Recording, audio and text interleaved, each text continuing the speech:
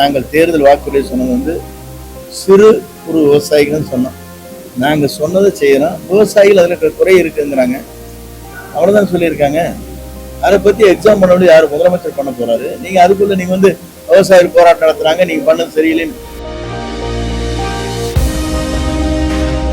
அத்திக்கடவு அவிநாசி திட்டத்தில் உள்ள தொழில்நுட்ப ரீதியான பிரச்சனைகள் சரி செய்யப்படும் என அமைச்சர் செங்கோட்டையன் கூறியுள்ளார். ஈரோட்டில் பேட்டியளித்த அவர், அத்திட்டத்தில் 70க்கும் மேற்பட்ட ஏரி குளங்களுக்கு தண்ணீர் வரவில்லை என்ற புகார் மீது நடவடிக்கை எடுக்கப்படும் என்றார். மேலும் சிறு குறு விவசாயிகளுக்கான பயிர்க்கடனை தள்ளுபடி செய்வதாக அளிக்கப்பட்ட வாக்குறுதியை அரசு நிறைவேற்றி தருவதாக குறிப்பிட்ட அவர், விவசாய சங்கம் கால அவகாசம் கொடுக்காமல் போராட்டம் நடத்தினால் என்ன செய்வது என கேள்வி எழுப்பினார்.